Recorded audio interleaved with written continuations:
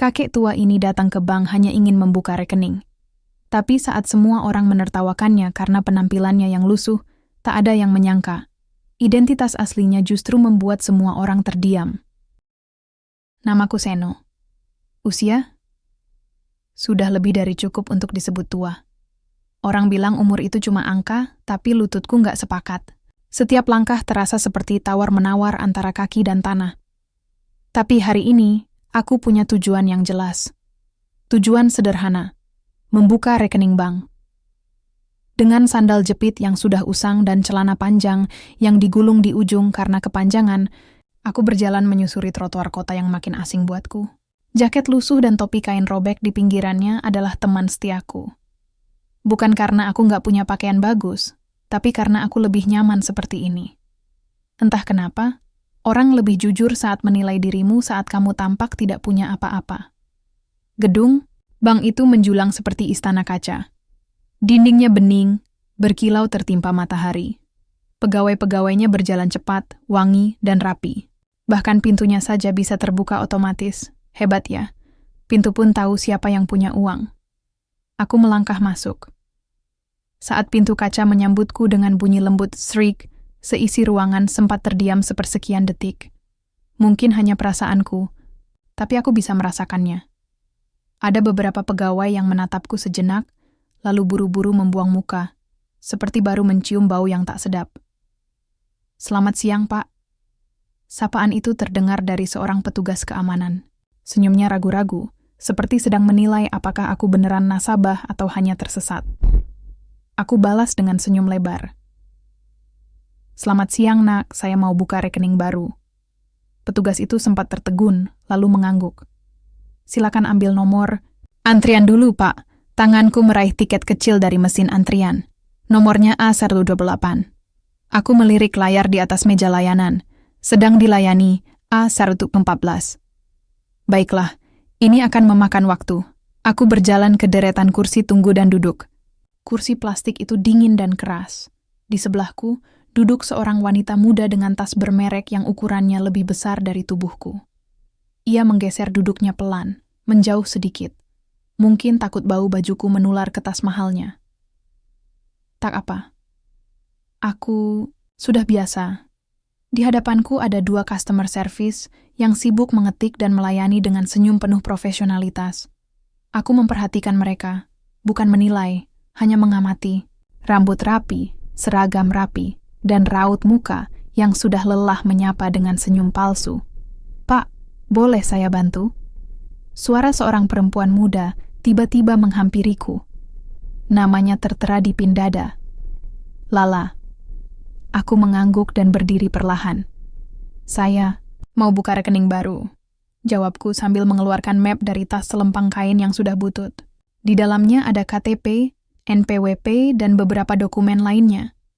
Lala menerima map itu dengan tangan ragu, lalu membuka lembar demi lembar seperti sedang memeriksa soal ujian bocor.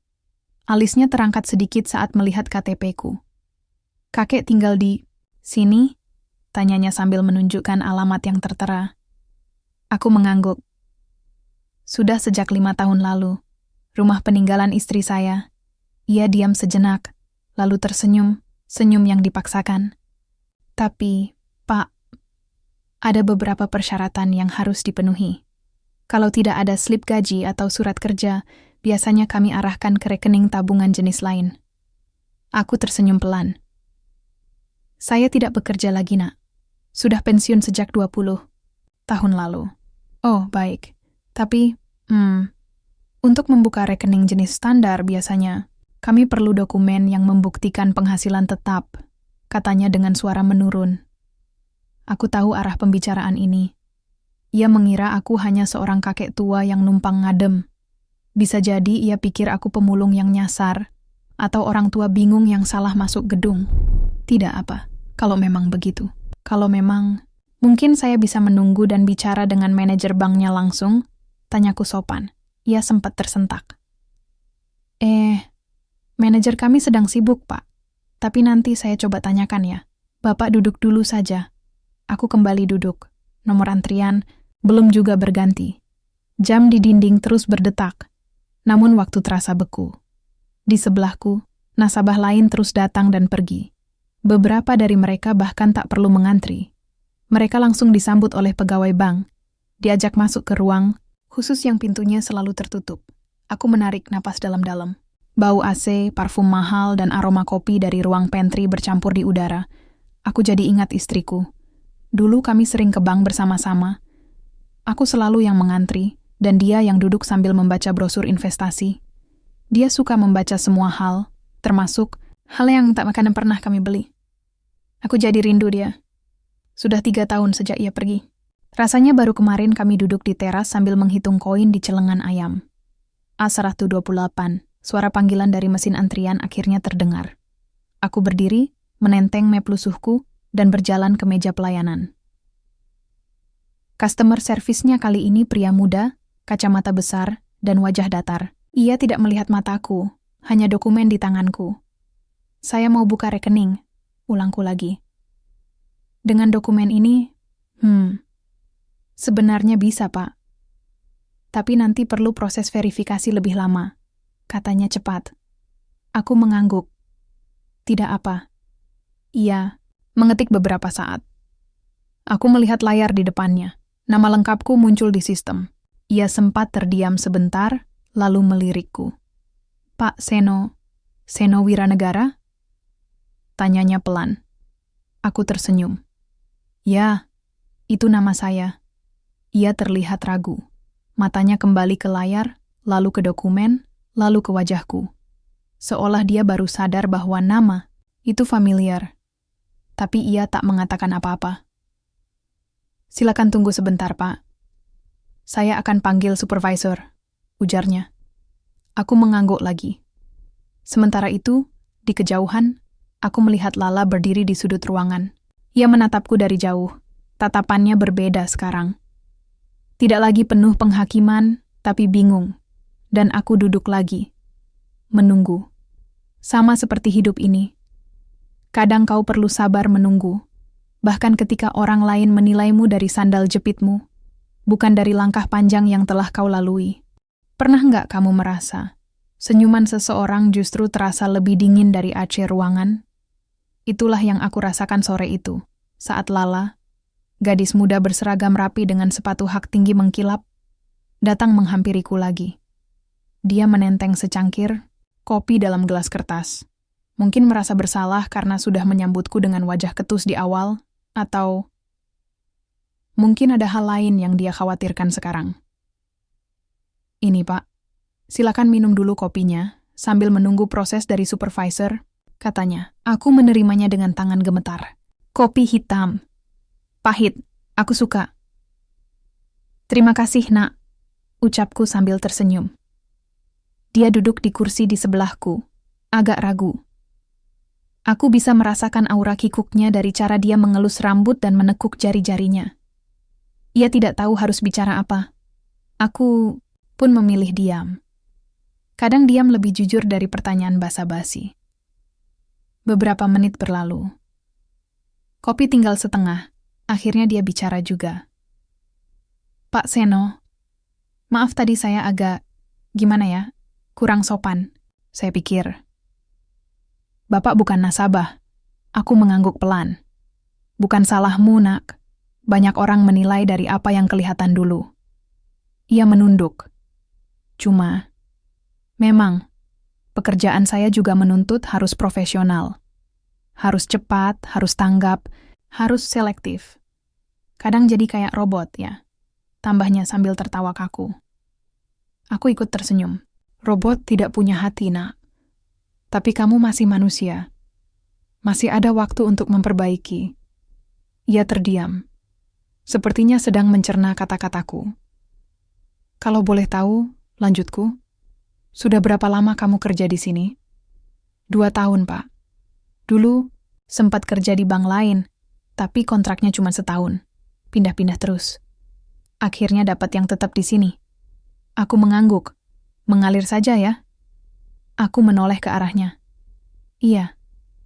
Nggak semua orang punya pilihan, Pak. Aku mengerti maksudnya. Ucapan itu bukan keluhan, tapi pengakuan. Tentang betapa hidup kadang tak memberi kita banyak ruang untuk bermimpi. Kita cuma bisa jalan, asal bisa bertahan. Lala sempat menatapku lama, seperti ingin bertanya sesuatu tapi ragu. Ada yang ingin kamu tanyakan? Tawarku. Ia menghela napas. Tadi supervisor sempat ngomong pelan-pelan ke saya.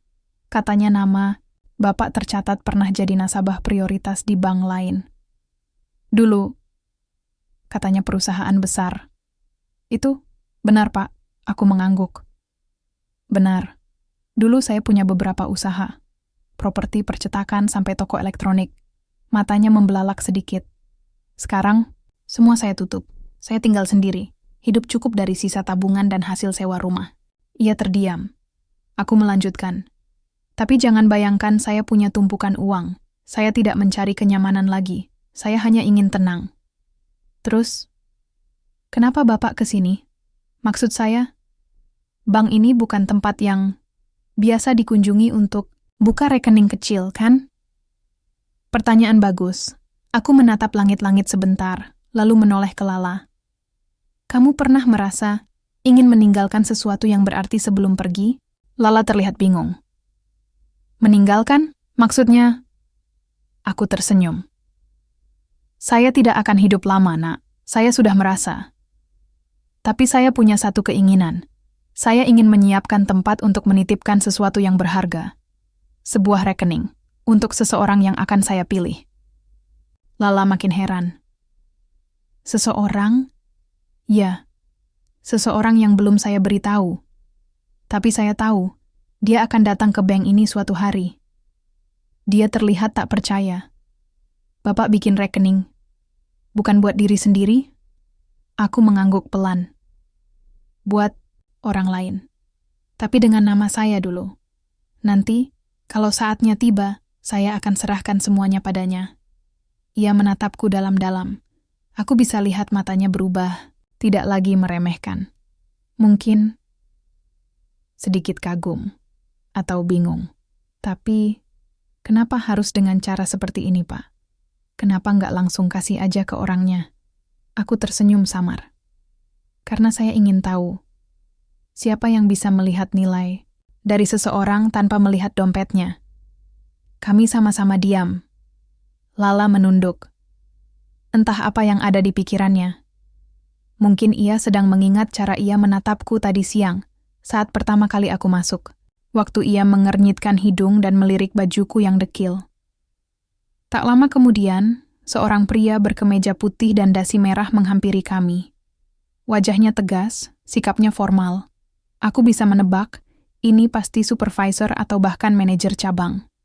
Selamat, sore, Pak Seno. Saya Pak Guntur, kepala layanan. Kami sudah memeriksa data Bapak, katanya dengan nada yang mendadak lebih ramah dari tadi. Aku berdiri dan menjabat tangannya. Cengkeramannya kuat, tapi tangannya dingin. Seperti formalitas biasa. Saya ingin memastikan Pak Seno benar ingin membuka rekening atas nama pribadi dengan nominal awal. Seperti yang tertulis di formulir ini? Tanyanya sambil menunjukkan layar tablet. Aku melirik angka itu. Cukup besar untuk membuat mulut Lala menganga kalau ia tahu. Aku mengangguk. Ya. Tapi saya ingin ada klausul khusus. Rekening itu nanti akan dipindahkan atas nama orang lain setelah saya. Tiada. Pak Guntur terlihat ragu. Kami bisa bantu proses itu, tapi akan ada perjanjian hukum tambahan. Kami bisa atur jadwal dengan notaris bila perlu. Silakan. Saya akan siapkan semuanya, jawabku. Ia mengangguk sopan. Kalau begitu, mari ke ruangan khusus. Kami bantu proses dari sana. Aku melirik ke arah Lala dan tersenyum. Terima kasih, Nak. Kopinya enak. Tapi lebih enak lagi pembicaraan kita tadi. Lala tersipu. Sama-sama, Pak. Aku mengikuti Pak Guntur menuju ruang kaca dengan pintu tertutup. Ruangan yang tadi hanya boleh dimasuki nasabah kelas atas. Lucu, ya? Kadang kita harus berpura-pura miskin untuk melihat siapa yang benar-benar menghormati manusia. Saat pintu menutup di belakangku, aku sempat melihat Lala masih menatapku dari kejauhan. Wajahnya bukan lagi wajah pegawai yang sibuk, tapi wajah seseorang yang sedang belajar memahami. Mungkin kopi pahit memang tak semua orang suka. Tapi kalau dinikmati perlahan, justru bisa bikin kita sadar tentang rasa, tentang waktu, dan tentang siapa diri kita sebenarnya. Aku selalu percaya bahwa manusia itu pada dasarnya sama. Lahir tanpa apa-apa, mati pun tak membawa apa-apa. Tapi entah sejak kapan manusia mulai percaya bahwa semakin banyak yang kau punya, semakin tinggi pula nilaimu. Dan hari itu, duduk kembali, di ruang tunggu bank yang dingin dan wangi, aku menyadari satu hal. Bukan cuma uang yang membuat orang merasa lebih berharga, tapi juga perhatian. Hak istimewa kecil, seperti dilewati dari antrian panjang, hanya karena jas yang kau pakai lebih mahal dari harga motor tetanggamu. Setelah pertemuan dengan Pak Guntur tadi, aku diminta kembali ke kursi tunggu. Katanya, mereka perlu menyiapkan beberapa dokumen tambahan, terutama untuk klausul warisan yang kuminta. Aku paham. Ini proses. Tapi yang aku heran, kenapa saat aku sudah duduk, nomor antrianku belum juga dipanggil lagi, sementara beberapa orang yang baru datang justru langsung diajak masuk ke ruangan khusus. Aku mencatat itu dalam diam. Lelaki muda berbaju batik yang datang 10 menit setelahku langsung disambut 2 pegawai. Bahkan pintunya dibukakan. Seorang ibu-ibu berdandan mewah dengan kalung mencolok datang tanpa mengambil nomor antrian, tapi langsung diantar menuju sofa VIP. Aku menoleh ke layar. Nomor A128 masih terpampang. Tapi sudah lewat setengah jam sejak dipanggil terakhir. Kupandangi slip kecil di tanganku. Tiket antrian itu terasa seperti simbol. Kamu bagian dari sistem ini, tapi tak semua tiket dianggap sama. Dari balik meja, aku melihat Lala melirik ke arahku. Tatapan bersalah. Mungkin ia juga sadar. Tapi kali ini, dia hanya bisa menatap, tak lagi mendekat. Mungkin sistem sudah mengambil alih tindakannya. Pak, maaf, bisa ikut saya sebentar? Tiba-tiba satpam menghampiriku. Aku mendongak. Ada, apa nak? Ini, permintaan manajer, Pak. Bapak diminta pindah duduk ke area luar dulu sebentar, karena ruang tunggu dalam sedang digunakan oleh tamu prioritas. Aku menatapnya lama. Satpam itu terlihat gugup. Namanya Yudi. Aku sempat melihat nama di seragamnya. Aku tersenyum, walau dada sedikit hangat. Baik, saya ikut. Yudi membawaku keluar ruang utama, ke ruang tunggu di dekat parkiran. Tak ada AC, hanya kipas angin kecil di sudut. Kursinya juga lebih keras, dan baunya seperti koran bekas yang sudah seminggu dijemur. Lucu. Katanya ini hanya sementara, tapi aku tahu artinya. Aku duduk, membuka tas selempangku, dan mengeluarkan buku catatan kecil. Aku menulis beberapa baris. Hari ini, aku duduk di ruang tunggu, tak kasat mata. Di mana tiketku tetap ada, tapi namaku tak dipanggil.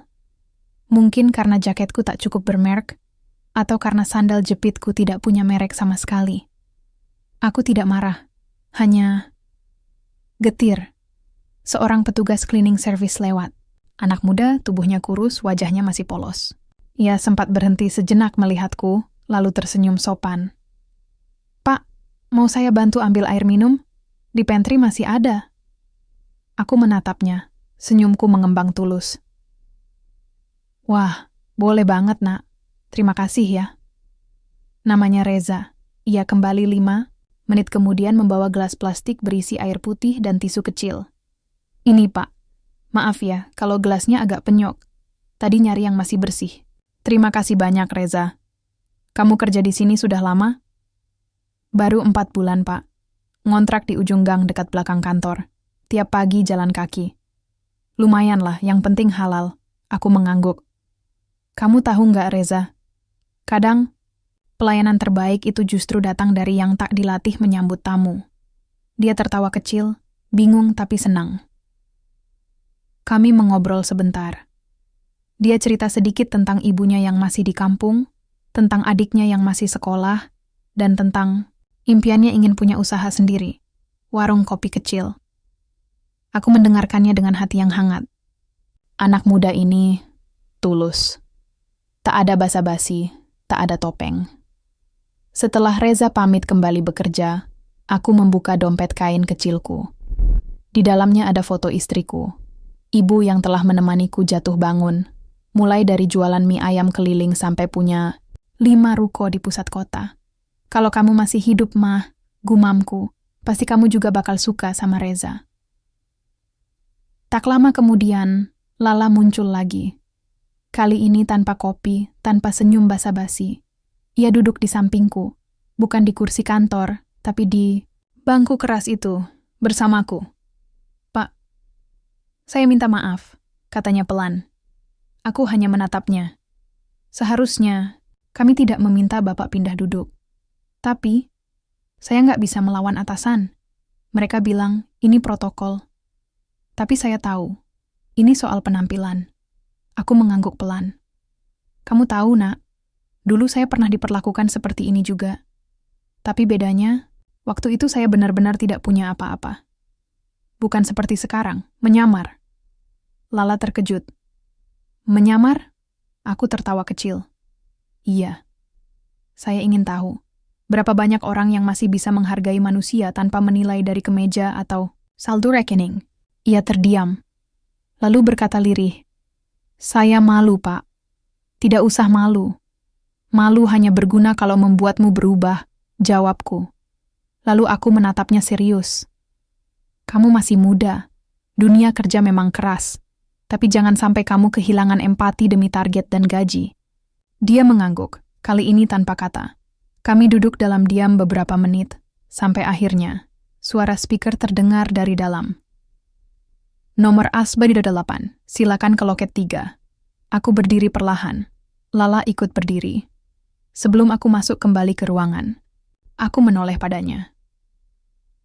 "Terima kasih sudah datang ke sini.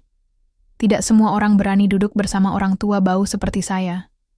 Ia tersenyum kecil. Kali ini, senyumnya tak palsu, dan aku kembali melangkah masuk ke ruang bank mewah itu.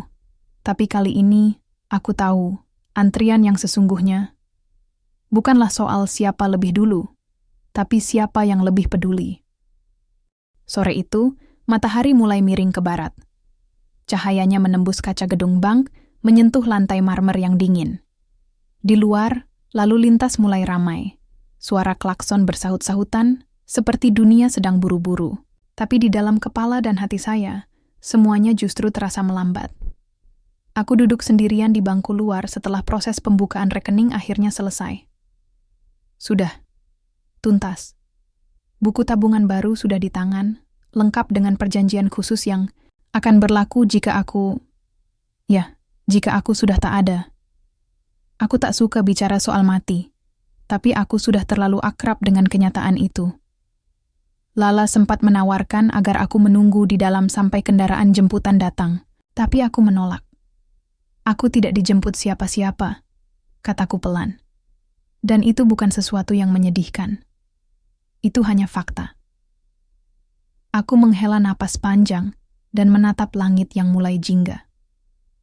Di bawah pohon kecil di dekat trotoar, aku membuka bekal kecil dari tas kainku, roti isi coklat yang kubeli dari warung sebelah kantor pos. Murah, tapi cukup. Waktu menggigit roti itu, kenangan lama datang menyerbu, seperti angin sore yang tiba-tiba kencang.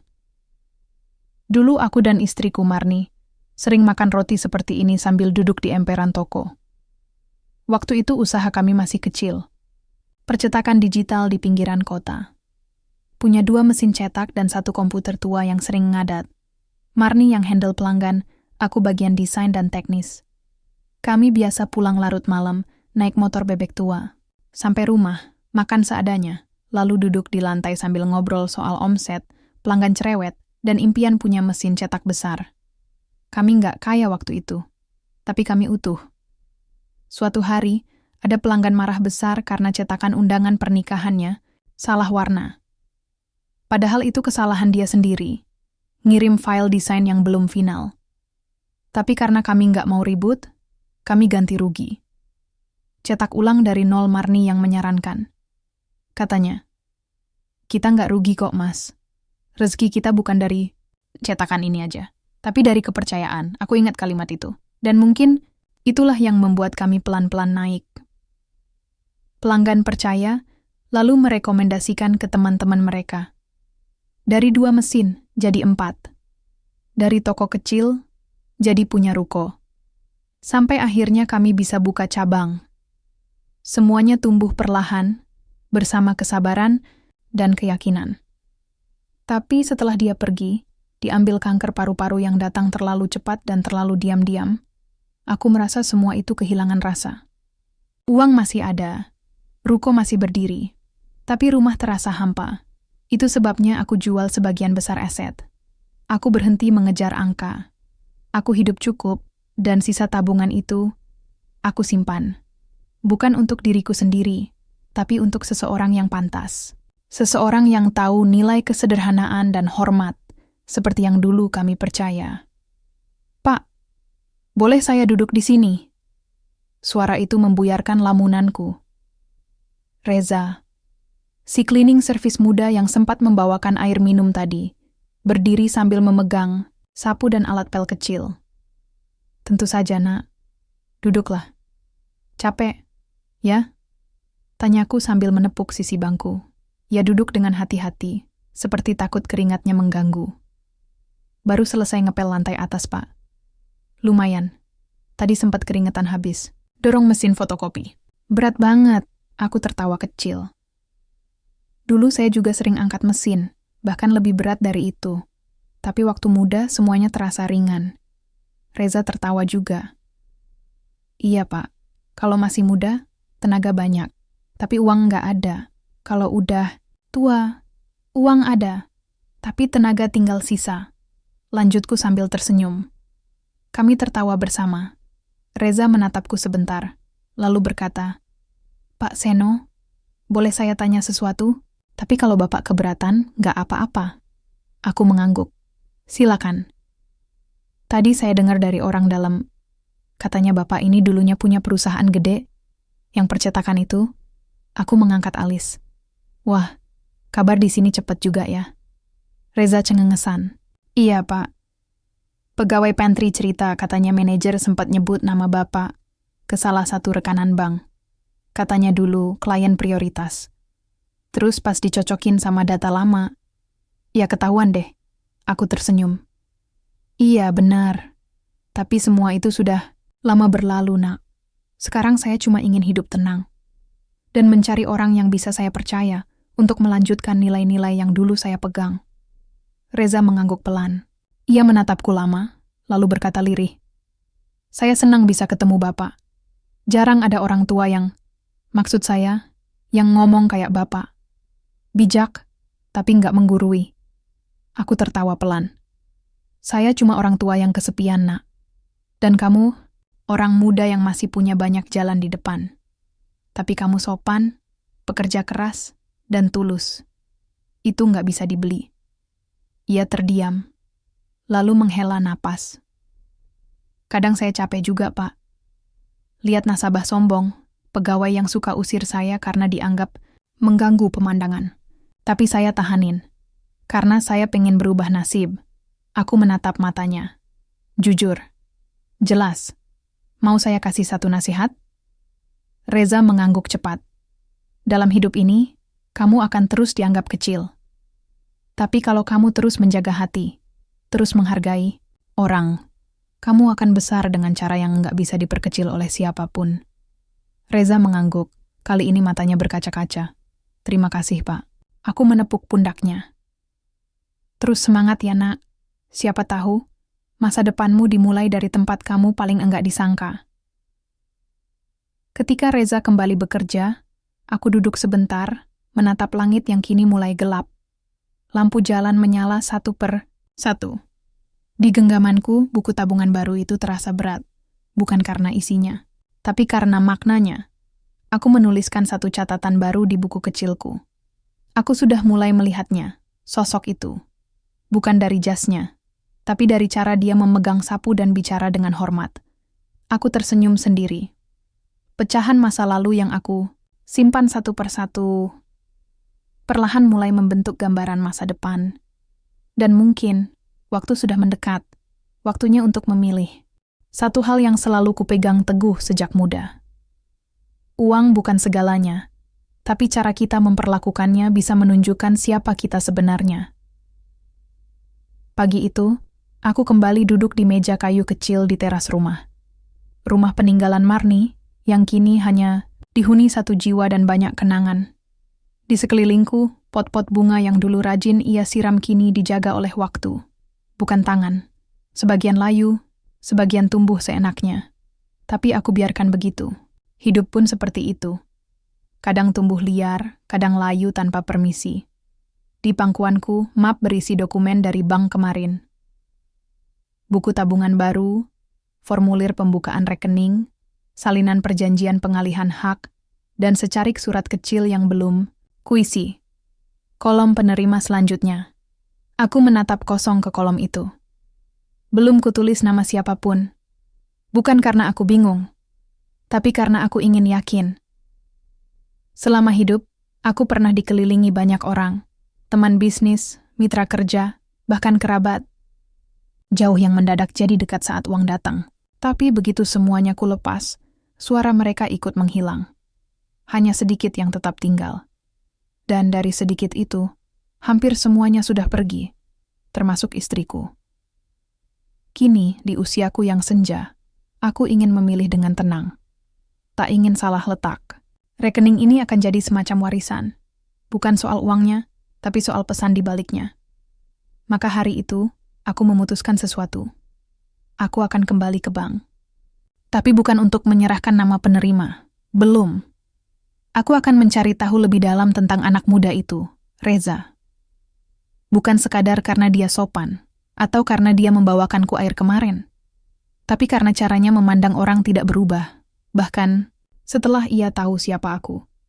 Aku tiba di bank pukul 9:15. Masih pagi. Tapi suasana sudah sibuk. Pegawai berlalu lalang, beberapa nasabah antre dengan ekspresi setengah kesal. Aku melangkah pelan, menyapa satpam muda yang kini lebih ramah dari kemarin. Mungkin sudah dapat briefing bahwa si kakek lusuh ini bukan orang sembarangan.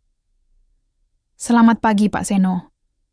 Ada yang bisa kami bantu hari ini? Aku tersenyum. Saya mau bertemu Reza, cleaning service. Ada? Satpam sempat terlihat kaget, tapi buru-buru menyembunyikannya. Oh, sebentar ya, Pak. Saya panggilkan. Beberapa menit kemudian, Reza muncul dari lift belakang, masih memakai rompi kerjanya. Wajahnya kaget melihatku, tapi segera berubah jadi senyum tulus. Pak Seno. Wah, saya kira Bapak nggak akan balik ke sini lagi. Aku berdiri dan menjabat tangannya. Reza, kamu ada waktu sebentar? Wah, boleh, Pak. Saya istirahat 15 menit sekarang. Aku mengangguk. Yuk, kita duduk di bangku luar. Ngobrol sebentar aja. Kami duduk di taman kecil dekat parkiran, tempat yang kemarin ku tempati juga. Tempat yang dulu disebut ruang tunggu luar, karena dianggap bukan untuk nasabah prioritas. Tapi bagiku, tempat ini justru paling jujur. Reza membuka pembicaraan. Ada yang bisa saya bantu, Pak? Aku menarik napas pelan. Reza, boleh saya tanya jujur? Kamu kerja di sini cuma untuk bertahan hidup, atau kamu punya mimpi lebih besar? Ya, terdiam sejenak, seperti tak menyangka arah pertanyaan itu. Kalau jujur, Pak, saya kerja di sini karena nggak punya pilihan lain. Lulusan SMA, ngelamar kemana-mana ditolak. Tapi saya tetap kerja keras karena saya pengen buka usaha sendiri. Kecil-kecilan aja. Warung kopi pinggir jalan, nggak mewah, tapi milik sendiri. Aku mengangguk. Kamu tahu kenapa saya tanya ini? Reza menggeleng. Aku mengeluarkan map dari tas kainku. Pelan kubuka dan kuperlihatkan buku tabungan baru itu. Di halaman belakangnya, bagian penerima masih kosong. Ada satu rekening yang saya buka kemarin. Isinya cukup untuk membuka warung kopi. Bahkan 2. Kalau kamu hemat. Matanya membesar. Tapi rekening ini belum saya beri nama siapapun. Masih kosong. Karena saya belum yakin siapa yang pantas menerima amanah ini. Pak. Suara Reza nyaris seperti bisikan. Aku menatapnya lekat-lekat. Saya bukan sedang kasih hadiah, Reza. Ini bukan undian. Ini tanggung jawab. Kalau suatu hari nanti saya tiada, dan rekening ini jatuh ke tangan orang yang salah, semua nilai hidup yang saya perjuangkan akan sia-sia. Ia menunduk, napasnya berat. Lalu berkata pelan, "Saya nggak tahu harus bilang apa, Pak." Aku tersenyum. "Kamu nggak perlu jawab sekarang. Saya hanya ingin bilang, saya sedang mengamati. Bukan cuma kamu. Mungkin ada orang lain juga. Tapi kamu salah satu yang membuat saya berpikir, mungkin masih ada harapan." Ia menatapku, dan kali ini matanya berkaca-kaca. "Terima kasih, Pak. Entah saya terpilih atau enggak, saya tetap merasa beruntung bisa ngobrol seperti ini. Kayak ngobrol sama Bapak sendiri." Kalimat itu, entah kenapa, menusuk langsung ke dadaku. Sudah lama tidak ada yang memanggilku seperti itu. Anakku satu-satunya sudah lama tinggal di luar negeri, dan bahkan kami jarang bicara, apalagi bertatap muka. Aku menepuk pundaknya. "Terus kerja yang baik, Reza. Kalau kamu bisa tahan jadi orang jujur di dunia yang makin penuh topeng ini, kamu sudah jauh lebih hebat dari banyak orang." Ia mengangguk pelan. "Saya akan ingat kata-kata Bapak." Sore itu aku pulang dengan langkah ringan.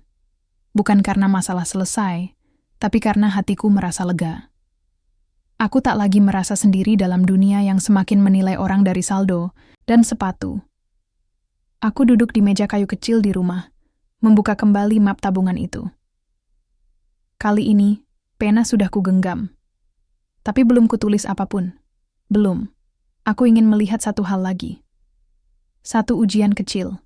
Bukan ujian kepintaran, tapi ujian hati.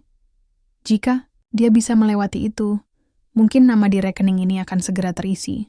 Aku selalu percaya, kalau ingin tahu siapa seseorang yang sebenarnya, jangan lihat cara dia memperlakukan atasan, tapi lihat bagaimana dia bersikap pada orang yang tak bisa membalas apa-apa. Dan hari itu, aku memutuskan untuk menguji Reza. Bukan untuk menjebaknya, bukan juga karena aku meragukannya, tapi karena aku ingin tahu apakah ketulusan itu hanya hidup di waktu-waktu nyaman, atau juga bisa bertahan saat diuji. Pagi-pagi benar aku sudah kembali ke bank. Kali ini aku tidak berpakaian lusuh seperti sebelumnya. Aku memakai kemeja putih bersih yang disetrika semalam, celana panjang abu-abu tua, dan sepatu kulit yang dulu biasa kupakai saat bertemu klien. Tapi tidak ada satupun dari mereka yang menyapaku. Lucu ya, bahkan ketika aku berpakaian layak, aku tetap tak dikenali. Mungkin wajah tua memang lebih cepat dilupakan. Aku masuk ke lobi dan berdiri di dekat ATM yang menghadap ke ruang tunggu. Tanganku memegang dompet kain kecil yang selalu kubawa kemana-mana. Tapi kali ini, kuisi dengan sejumlah uang tunai. Lalu, dengan sengaja, aku menjatuhkannya di dekat tempat Reza biasa menyapu. Aku mundur sedikit, pura-pura memeriksa brosur di dekat pintu masuk. Dari sudut mataku, aku melihat Reza sedang mengepel lantai bagian ujung. Beberapa menit kemudian, dia bergerak ke arah dompet itu. Dia melihatnya, berhenti, menatap sejenak. Aku bisa melihat ekspresinya bingung.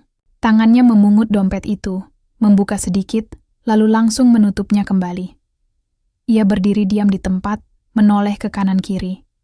Lalu, berbalik arah dan berjalan cepat ke pos satpam. Aku menghela napas. Satu tarikan panjang. Beberapa menit kemudian satpam menghampiri tempatku berdiri. "Pak Seno?" Aku menoleh. "Iya, ini, Pak. Barusan Reza nemu dompet Bapak jatuh di lantai. Dia nggak tahu itu punya siapa, tapi dia serahkan ke saya. Ada uang lumayan banyak di dalamnya." Aku menatap satpam itu. Lalu menoleh ke arah Reza yang kini kembali bekerja, seolah tak terjadi apa-apa, aku mengambil dompet itu. "Terima kasih. Tolong sampaikan ke Reza, kalau saya sangat menghargai kejujurannya." Satpam tersenyum dan mengangguk. Beberapa jam kemudian, aku duduk di warung kopi kecil dekat halte, sambil menulis catatan di buku kecilku. Kejujuran diuji saat tidak ada yang melihat. Dan hari ini saya melihat seseorang lulus ujian yang tak ia tahu sedang berlangsung. Tapi rupanya, ujian hari itu belum selesai. Menjelang sore, aku kembali ke bank. Kali ini untuk urusan yang sebenarnya sederhana, mencetak ulang buku tabungan. Tapi di ruang tunggu, aku melihat sesuatu yang membuat jantungku berdetak sedikit lebih cepat. Reza sedang dimarahi oleh seorang supervisor. Bukan Pak Guntur, tapi pria lain berkemeja abu-abu dan wajah masam. Sudah saya bilang, jangan banyak ngobrol sama nasabah. Kamu pikir kamu itu siapa? Cleaning service itu tugasnya bersih-bersih, bukan jadi customer service. Suara keras itu membuat beberapa orang menoleh. Tapi tak ada yang berani ikut campur. Reza hanya menunduk, memegang sapunya erat-erat. Wajahnya merah, tapi dia diam. Aku berdiri. Pelan tapi pasti, aku melangkah ke arah mereka. Permisi, suaraku pelan tapi cukup jelas. Ada yang salah dengan anak ini? Supervisor itu menoleh, wajahnya masih penuh emosi. Tapi begitu melihatku, ekspresinya berubah kaku. Sepertinya dia mengenaliku. Tidak Pak, kami hanya memberi pengarahan, katanya cepat. Aku menatap Reza. Apa kamu lakukan sesuatu yang salah, Nak? Reza menggeleng pelan. Enggak, Pak. Saya cuma bantu ibu tua yang bingung tadi. Enggak tahu harus kemana. Saya cuma tunjukkan tempat ambil nomor antrian. Aku menoleh lagi ke si supervisor. Dan itu dianggap salah? Supervisor itu gelagapan. Kami punya aturan internal, Pak. Tapi mungkin kami bisa evaluasi lagi. Aku menatap tajam. Evaluasi, ya. Baik. Karena saya kebetulan sedang menilai juga. Menilai siapa saja di tempat ini yang pantas, diberi kepercayaan. Aku menoleh ke Reza. Ayo Nak, istirahat sebentar. Temani saya minum sebentar di luar. Reza mematung, bingung harus apa. Tapi akhirnya dia mengangguk pelan. Kami duduk di kursi yang sama seperti sebelumnya. Angin sore mulai bertiup. Aku membuka botol air mineral dari tas kainku, menyodorkannya ke Reza. Dia menerimanya dengan tangan gemetar. Pak, maaf, tadi Bapak jadi lihat kejadian itu. Aku tersenyum tipis. Justru itu yang saya cari, Reza. Saya ingin tahu apa yang kamu lakukan saat orang lain memperlakukanmu dengan tidak adil. Dia diam, lalu berkata lirih. Saya cuma mikir, saya kerja di sini karena butuh. Kalau saya lawan, saya bisa dipecat. Tapi kalau saya tahan, mungkin saya bisa tetap bantu keluarga. Aku mengangguk. Dan kamu tetap bantu orang lain meski posisimu sulit. Itu bukan hal kecil, Reza. Itu hal besar. Dia menunduk. Aku tahu matanya berkaca-kaca lagi. Tapi kali ini, aku juga. Ada kelegaan aneh dalam dadaku. Seperti beban yang sejak lama menggantung, perlahan turun dan berubah jadi sesuatu yang hangat. Seperti pelukan dari masa lalu yang datang kembali dalam bentuk yang berbeda. Mungkin ini saatnya. Malamnya, di rumah, aku kembali membuka map rekening itu. Buku tabungan, surat perjanjian, dan kolom kosong itu. Kali ini, tanpa ragu, aku menulis nama di sana. Reza Ardiansyah. Tulisanku tidak seindah dulu.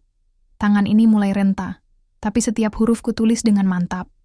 Dan entah kenapa, setelah menulis itu, aku merasa jauh lebih ringan. Seperti perjalanan panjangku, akhirnya menemukan ujung yang tepat. Seperti pesan hidup yang dulu kupegang bersama Marni, kini akan terus hidup dalam bentuk baru. Tapi seperti cerita-cerita kehidupan yang lain, selalu ada satu ujian terakhir. Dan aku belum tahu ujian seperti apa yang akan datang. Yang jelas, aku sudah memilih. Dan aku siap mempertanggungjawabkannya. Pagi itu langit mendung, dan suasana hatiku pun tak jauh berbeda. Hanya saja, bukan karena hujan atau rintik yang mengancam turun. Tapi karena aku tahu, hari ini aku akan memantapkan langkah. Dan ketika langkah itu kutapakkan, pasti ada yang akan terguncang. Setelah menulis nama Reza sebagai penerima rekening warisan kemarin, aku tidur lebih nyenyak dari biasanya. Tapi paginya, aku terbangun dengan perasaan yang aneh. Tenang, tapi juga waspada. Seperti seorang kakek yang tahu bahwa dunia tidak selalu menerima niat baik tanpa perlawanan. Dan memang, aku tidak salah. Hari itu aku kembali ke bank. Kali ini bukan hanya sebagai nasabah, tapi sebagai seseorang yang membawa keputusan besar. Aku meminta bertemu langsung dengan manajer cabang, Pak Guntur. Ia menyambutku dengan wajah yang agak kikuk. Mungkin karena terakhir kali kami bertemu, ia tahu aku datang dengan penampilan yang membuatnya, dan semua orang meremehkanku. "Selamat pagi, Pak Seno," katanya hati-hati.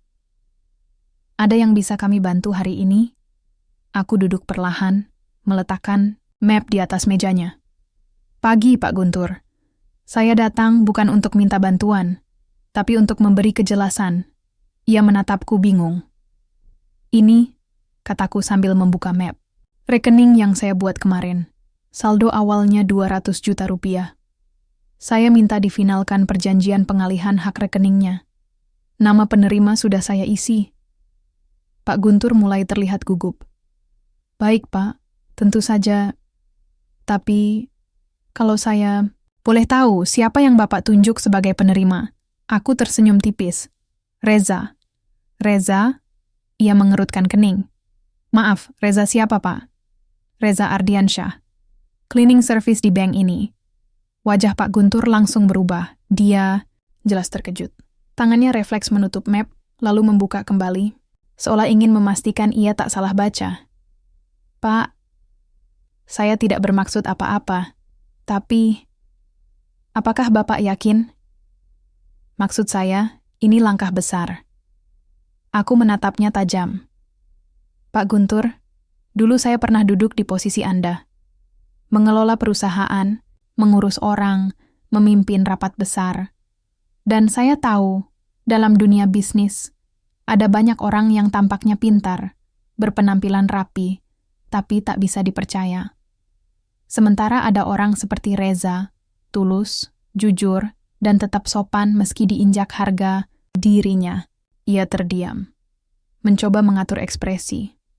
Tapi aku tahu, ada sesuatu di balik diamnya.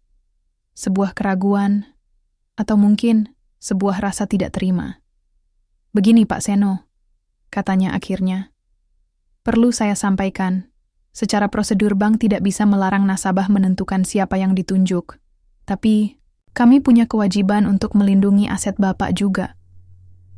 Bagaimana kalau nanti anak itu menyalahgunakan uang tersebut? Atau menjual nama Bapak untuk kepentingan pribadi? Dia bahkan bukan nasabah tetap kami." Aku tertawa kecil, tapi tidak karena lucu. "Pak Guntur, saya tidak datang ke sini untuk meminta izin. Saya hanya menyampaikan. Kalau soal amanah, saya lebih percaya Reza dibanding sistem yang beberapa hari lalu memindahkan saya ke ruang tunggu luar karena saya berpakaian lusuh." Wajahnya memerah, entah karena malu atau marah. Tapi sebelum ia sempat membalas, pintu ruangannya diketuk. "Maaf, Pak," kata salah satu staf. "Ada panggilan dari kantor pusat." Pak Guntur memberi isyarat untuk keluar sebentar. Aku menunggu, dalam diam, menatap keluar jendela. Hujan mulai turun perlahan, membasahi kaca. Tapi di dalam ruang itu, badai lain sedang mulai terbentuk. Beberapa menit kemudian, pintu terbuka kembali, tapi bukan Pak Guntur yang masuk. "Lala." Wajahnya tegang, langkahnya cepat. "Pak Seno," bisiknya, "Bapak harus tahu. Tadi saya dengar dari pantry," katanya Pak Guntur sedang mencoba membatalkan perjanjian pengalihan rekening Bapak ke Reza. Dia kirim email ke kantor pusat, bilang kalau Bapak sedang tidak dalam kondisi mental stabil. Katanya, Bapak dimanipulasi. Aku terdiam. Bukan karena terkejut, tapi karena aku sudah menduga. Lala melanjutkan, "Saya tahu ini salah, tapi saya nggak tahan lihat Reza diperlakukan semena-mena. Dan saya nggak mau Bapak jadi korban sistem ini." Aku mengangguk. "Terima kasih, Lala. Keberanianmu hari ini jauh lebih mahal dari jabatan manapun." Tak lama kemudian, Pak Guntur kembali masuk. Tapi kali ini, ekspresinya berubah total. Tegang. Panik terselubung. "Pak Seno, saya minta maaf atas kesalahpahaman tadi. Kantor pusat sudah menerima pemberitahuan dari Bapak, ya?" Katanya dengan senyum paksa. Aku menatapnya tajam. "Bukan saya yang mengirimnya," jawabku pelan. "Tapi, saya punya salinan asli semua dokumen, dan saya sudah menghubungi notaris pribadi saya tadi pagi. Apapun yang Bapak coba lakukan, tidak akan mengubah keputusan saya. Ia terdiam. Lalu aku menambahkan, dan satu lagi, saya tahu betul isi surat Bapak ke kantor pusat. Kata-kata kondisi mental terganggu itu tidak akan hilang dari ingatan saya. Pak Guntur membeku. Aku berdiri, mengambil mapku. Saya tidak akan membuat laporan resmi hari ini. Tapi kalau saya tahu Reza diberhentikan, dipindahkan, atau ditekan dalam bentuk apapun, maka saya pastikan bukan hanya kantor pusat yang akan tahu, tapi juga media dan publik. Aku meninggalkan ruangan itu dengan tenang, tapi jantungku berdetak cepat. Aku bukan lagi bos besar. Aku hanya seorang kakek. Tapi hari itu, aku merasa sekuat dulu lagi. Di luar, Reza berdiri di dekat tempat parkir sepeda. Ia tampak bingung melihatku keluar dari ruang manajer dengan wajah, "Serius, Pak, ada apa?" Tanyanya gugup. Aku tersenyum. "Tidak apa-apa, Nak. Tadi hanya ada sedikit badai kecil di dalam bank." Dia masih tampak khawatir. "Apa saya bikin Bapak dalam masalah?" Aku menepuk pundaknya. "Tidak. Justru kamu yang sedang menyelamatkan sesuatu." "Sesuatunya apa, Pak?" Aku menatapnya. "Kepercayaan. Dan entah kenapa, hujan yang turun siang itu terasa seperti air berkat dari langit. Bukan akhir dari cerita, tapi awal dari babak yang lebih penting. Ada yang berubah sejak kejadian kemarin di ruang manajer. Bukan pada Reza, dia tetap anak muda yang menyapu lantai dengan senyum tulus dan sapa hangat. Tapi aku tahu, sesuatu telah tergeser di dalam sistem yang selama ini terlalu yakin bahwa nilai manusia ditentukan dari lencana di dada dan gaji bulanan, dan perubahan kecil itu terasa. Di pagi yang biasanya diwarnai wajah-wajah datar dan suara sepatu berderap cepat, kali ini ada bisik-bisik tentang seorang cleaning service yang katanya hampir dapat warisan dari orang misterius, tentang manajer cabang yang nyaris diadukan ke kantor pusat, dan tentang seorang kakek tua yang entah siapa sebenarnya, tapi mulai mereka sebut diam-diam sebagai pemilik rekening hantu. Lucu juga, ya? Aku hanya ingin membuka rekening.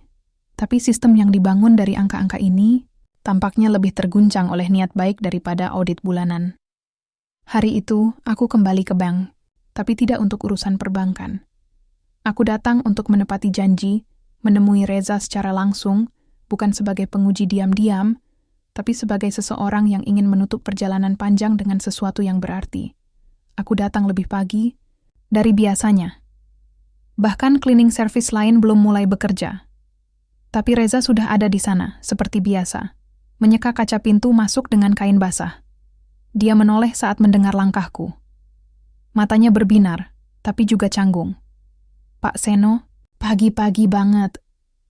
Sapanya sambil menyeka keringat di kening. "Pagi, Reza. Aku cuma mau ajak kamu ngobrol sebentar sebelum semua sibuk." Kami duduk di bangku kecil dekat pohon palem. Suasana masih sepi. Udara pagi bercampur bau pembersih, lantai. "Aku tahu kamu pasti sudah dengar desas-desus itu," kataku membuka percakapan. Reza tersenyum miris. "Iya, Pak. Saya juga heran. Baru kali ini saya jadi bahan gosip di pantry." Aku tertawa pelan. "Kamu tahan?" "Awalnya enggak, Pak. Tapi setelah semua yang Bapak lakukan, saya ngerasa enggak adil juga kalau saya lari dari semua ini. Saya harus hadapi." Aku menatapnya lama. "Itu bagus, Reza. Karena mulai sekarang, hidup kamu nggak akan sama lagi." Ia menelan ludah. "Maksudnya?" Aku menarik napas pelan, lalu mengeluarkan secarik amplop dari dalam tas kainku. Aku menyerahkannya padanya. "Ini dokumen asli, pengalihan hak rekening. Sudah ditandatangani notaris. Sudah disahkan, dan mulai minggu depan, kamu akan punya rekening dengan saldo yang tidak semua orang seusiamu punya." Tangannya gemetar saat menerima amplop itu. Wajahnya seperti ingin menangis, tapi tertahan. Mungkin terlalu banyak perasaan dalam satu waktu. "Pak, kenapa saya?" bisiknya. Aku menjawab dengan tenang. "Karena kamu tetap jujur ketika tak ada yang melihat. Karena kamu tetap hormat saat dihina. Dan karena kamu tidak menengadahkan tangan, bahkan ketika kamu tahu saya punya banyak. Ia menunduk, lalu berkata pelan, "Saya takut, Pak." Aku mengangguk. Dan itu bagus. Orang yang tidak pernah takut justru yang harus dikhawatirkan. Kami terdiam sebentar. Lalu Reza bertanya, "Apa yang harus saya lakukan sekarang?" Aku menjawab sambil tersenyum. "Buktikan bahwa pilihan saya tidak salah. Uang itu bukan hadiah tapi amanah. Buka warung kopi kecilmu. Bangun dengan cara yang benar. Dan kalau suatu hari nanti kamu bertemu seseorang seperti dirimu yang dulu, tolong lakukan hal yang sama." Ia menatapku, dan kali ini air matanya jatuh tanpa bisa dicegah. "Terima kasih, Pak Seno." Aku menepuk pundaknya. "Bukan aku yang harus kamu terima kasihin, tapi hidup. Karena entah kenapa, hidup membawamu ke posisi ini." Tapi seperti yang sudah kuduga, tak semua orang senang melihat yang muda mendapat sesuatu yang tidak biasa. Sore harinya, aku menerima telepon dari nomor tak dikenal. Suaranya berat, formal. Seorang petugas dari divisi hukum kantor pusat. "Pak Seno, kami ingin mengonfirmasi keputusan pengalihan dana yang Bapak lakukan kepada staf non-struktural kami, atas nama Reza Ardiansyah. Beberapa laporan masuk dan mempertanyakan kesehatan mental serta kelayakan pengalihan ini." Aku tersenyum kecil. "Dan laporan itu dari siapa ya?" "Maaf, Pak, kami tidak bisa mengungkap identitas pelapor, tapi saya bisa menebaknya." Jawabku datar. Petugas itu terdiam. "Pak," lanjutku, "kesehatan mental saya tidak pernah sebaik ini. Dan jika perlu, saya bisa datangkan surat resmi dari psikiater pribadi saya. Selain itu, semua dokumen sudah melalui jalur legal. Jadi jika ada yang keberatan, silakan bawa ke pengadilan." Suara di seberang langsung merendah. "Tidak, Pak. Tidak sejauh itu. Kami hanya ingin memastikan tidak ada unsur tekanan dari pihak manapun." Aku tertawa pelan. Yang ada, justru saya yang ditekan. Tapi tak apa. Karena seseorang akan tahu bahwa kadang sistem yang terlalu kaku justru butuh sedikit diguncang. Pembicaraan pun berakhir. Tapi di hatiku, aku tahu badai belum benar-benar reda. Akan ada orang-orang yang tidak terima. Akan ada suara-suara sumbang. Tapi seperti yang kukatakan pada Reza, keberanian bukan soal tak merasa takut, tapi tetap melangkah meski takut. Malam itu, aku menulis di buku "Da Kecilku", catatan yang mungkin akan dibaca suatu hari nanti, ketika aku sudah tak ada.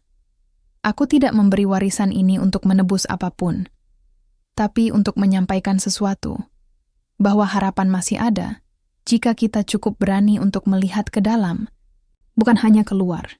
Aku menutup bukuku, menatap langit-langit rumah tua yang sepi. Di luar, angin meniup daun-daun kering.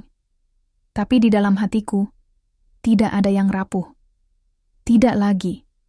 Aku siap. Dan aku tahu, seseorang akan tahu, bahwa kakek tua yang dianggap pemulung, itu hanya sedang mencari seseorang yang layak dipercaya. Dan kini, aku telah menemukannya. Sudah seminggu sejak aku menyerahkan amplop itu ke tangan Reza. Sejak hari itu, tak ada yang benar-benar sama, tapi juga tak sepenuhnya berubah. Bank tempat Reza bekerja masih berdiri di tempatnya. Kursi tunggu masih keras, antrian masih panjang, dan orang-orang masih sibuk memelototi ponsel sambil menunggu giliran. Tapi ada hal kecil yang aku perhatikan mulai tumbuh. Cara orang memandang satu sama lain mulai bergeser, meski sedikit. Reza tetap menyapu lantai seperti biasa, tapi kini langkahnya lebih mantap, senyumnya lebih lepas. Mungkin karena dia tahu, bukan lantai yang ia bersihkan setiap hari yang membuatnya bernilai, tapi caranya menjaga hati tetap bersih, bahkan ketika hidup memperlakukannya dengan kasar. Aku duduk di bangku dekat taman kecil, di luar bank, tempat yang jadi saksi banyak hal dalam hidupku beberapa minggu terakhir. Tempat aku pertama kali dipandang sebelah mata. Tempat aku pertama kali disuguhi air minum dengan tangan tulus. Dan tempat aku menyadari bahwa bukan pakaian atau saldo yang menentukan siapa seseorang, tapi cara dia memperlakukan orang lain ketika tak ada yang menyuruh. Hari itu, Reza menghampiriku. Bukan sebagai cleaning service yang sedang bertugas, tapi sebagai seorang sahabat muda yang mulai mengerti makna kepercayaan. "Pak," katanya sambil duduk di sampingku, "saya sudah ambil langkah pertama." Aku menoleh, tersenyum. "Langkah apa?" "Warung kopi itu, Pak. Saya nggak langsung sewa tempat besar, cuma gerobak kecil dulu. Di dekat gang perempatan rumah saya. Tapi saya yang desain sendiri. Saya kasih nama Kopi Seno." Aku terkekeh. "Kamu yakin?" "Nama saya bukan nama yang menjual." "Tapi itu bukan soal nama, Pak." Jawabnya mantap. "Itu tentang apa yang ingin saya ingat setiap kali saya buka warung itu." Aku mengangguk.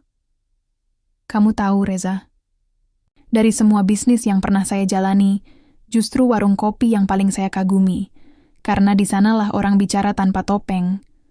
Tentang hidup, tentang keluarga, tentang kesedihan yang tidak bisa ditulis di status WhatsApp." Reza tertawa, kecil. "Dan kadang tentang utang rokok." Aku ikut tertawa. Itu juga bagian dari hidup. Lalu kami terdiam sebentar. Hening yang nyaman. Angin berembus pelan, membawa bau kopi instan dari mesin di pantry bank. Dan entah kenapa, aku merasa waktu melambat di detik-detik itu, seperti semesta sedang memberi ruang bagi dua orang dari dunia berbeda untuk saling belajar. Beberapa hari kemudian, aku mendapat undangan dari Reza. Bukan undangan resmi, hanya selembar kertas bergaris yang ditulis tangan. Tapi isi pesannya sederhana dan hangat. "Pak Seno, warung kopi saya buka Sabtu pagi. Nggak besar, tapi saya ingin Bapak datang pertama. Karena warung ini ada karena Bapak percaya sama orang kecil kayak saya." Sabtu pagi itu, aku datang. Bukan dengan mobil mewah, bukan juga dengan pakaian rapi, tapi dengan baju biasa dan topi lusuh yang biasa kupakai saat berkebun. Karena bagiku, tak ada tempat yang lebih cocok untuk jadi diri sendiri selain di warung kopi. Warungnya memang kecil, gerobak kayu dengan cat hitam, meja lipat dari triplek, dan beberapa bangku plastik. Tapi dari cara Reza menyapa pelanggan, dari senyum istrinya yang ikut melayani, dari tumpukan gelas yang bersih di rak, aku tahu ini bukan sekadar usaha. Ini awal dari kehidupan yang lebih bermakna. Beberapa tetangga mulai berdatangan. Ada yang penasaran, ada yang cuman lewat lalu berhenti. Dan pelan-pelan, suasana hidup di sana. Seorang bapak-bapak tukang bangunan duduk dan tertawa sambil menyeruput kopi. Anak kecil berlarian. Dan di tengah keramaian kecil itu, Reza tetap sibuk, tapi tak pernah lupa menyapa semua orang dengan senyum. Aku duduk di pojok, menikmati kopi pertama yang ia racik sendiri. "Bagaimana, Pak?" tanyanya penuh harap. Aku menyeruput pelan, lalu mengangguk. Hangat, pahitnya pas. Tapi lebih dari itu, rasa percaya di dalamnya lebih kental dari kafe manapun yang pernah saya datangi. Ia tersenyum lebar. Dan saat itu, aku tahu, misi kecilku selesai. Minggu berikutnya, sebuah email masuk ke inboxku, dari Lala. Isinya pendek, tapi membuat dadaku menghangat. "Pak Seno, hanya ingin bilang, semenjak kejadian kemarin, suasana di bank berubah. Pegawai jadi lebih berhati-hati dalam memperlakukan nasabah. Bahkan Pak Guntur sekarang mulai menyapa satpam dan cleaning service duluan. Saya rasa, seseorang akan tahu, dan ternyata, sudah mulai terasa." Aku membaca ulang kalimat terakhir itu berkali-kali. Seseorang akan tahu, ya. Dan sekarang, banyak orang sudah mulai tahu. Suatu malam, aku duduk sendiri di teras rumah, memandangi langit gelap yang bertabur bintang. Di tangan, secangkir teh, hangat. Di meja, foto Marni. "Marni," bisikku, "kalau kamu masih di sini, kamu pasti akan suka anak itu. Reza, dia sopan, jujur, dan punya keberanian untuk tetap baik di dunia yang sering memaksa orang untuk menyerah." Aku menatap bintang yang paling terang. Amanah kita sudah kuteruskan. Bukan ke anak kandung kita. Dia terlalu sibuk dengan dunia sendiri. Tapi ke anak yang mungkin dipilih oleh semesta untuk jadi bagian dari cerita kita. Angin malam menyentuh pipiku, seolah menjawab doaku. Dan aku tahu, di suatu tempat entah di mana, Marni tersenyum. Rekening terakhir itu ternyata bukan tentang uang. Itu tentang pengingat.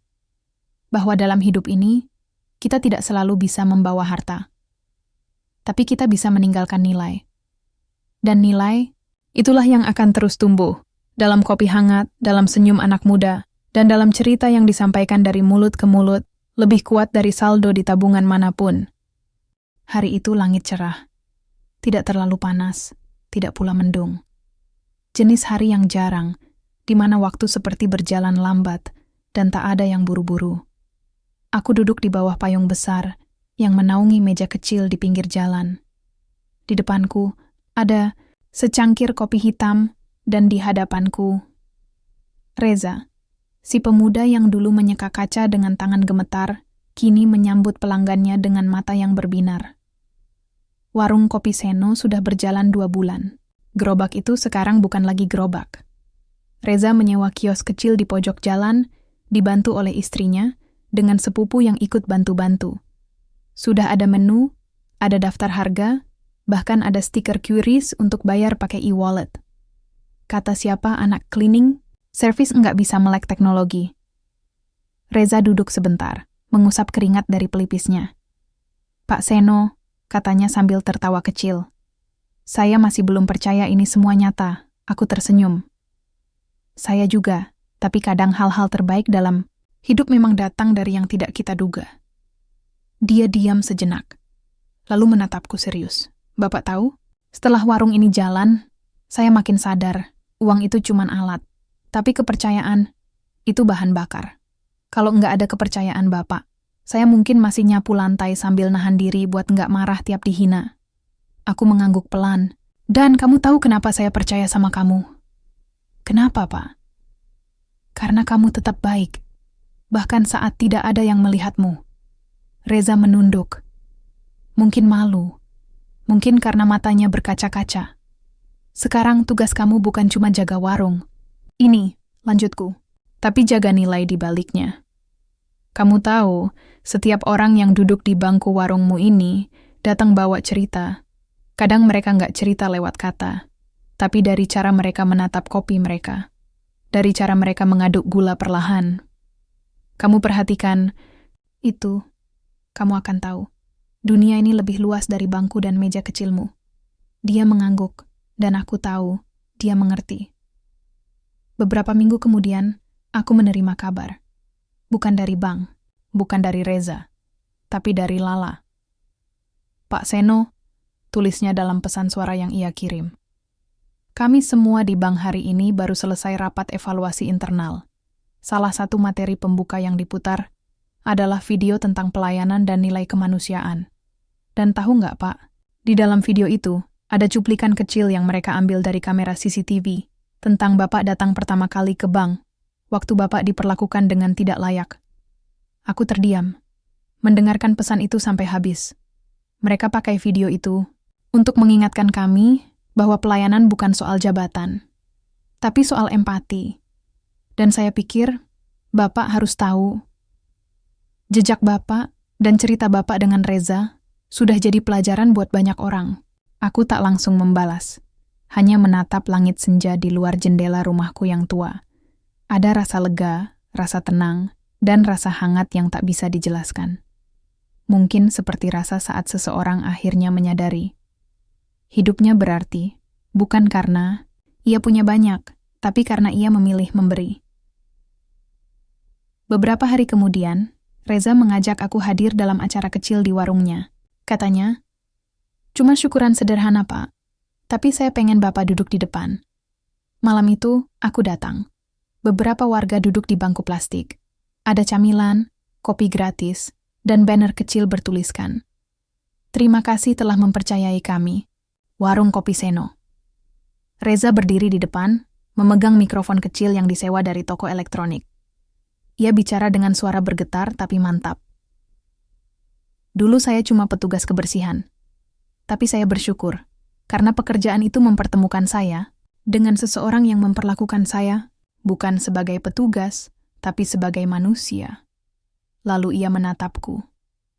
Pak Seno, saya nggak pernah bisa balas semua yang Bapak lakukan. Tapi saya janji, saya akan teruskan nilai-nilai itu ke siapapun yang saya temui. Aku hanya tersenyum, tak bisa berkata-kata. Karena kadang, saat hati sudah penuh, mulut tak perlu ikut bicara. Di akhir malam, setelah semua bubar dan bangku-bangku dilipat kembali, Reza duduk di sampingku. Pak, katanya pelan, saya masih suka kepikiran. Kenapa Bapak pilih saya, padahal banyak orang lain yang mungkin lebih pinter, lebih pantas? Aku menatapnya. Karena saya tidak sedang mencari yang paling pintar. Saya sedang mencari yang paling bisa menghargai hidup. Ia diam, mengangguk pelan. Lalu aku berdiri, mengulurkan tangan. Ayo, Reza. Kita minum kopi terakhir malam ini, untuk hidup yang sederhana, tapi penuh makna. Kami masuk ke warung kecilnya, menyeduh 2 gelas kopi hitam, tanpa gula. Karena malam itu, rasa pahit justru membuat hati terasa lebih utuh. Kami duduk berdua, tanpa kata-kata. Hanya suara detik jam tua di dinding. 2 cangkir, 2 jiwa dari zaman berbeda. Tapi satu pesan yang sama. Bahwa setiap orang layak dihargai. Bahwa setiap hidup punya cerita.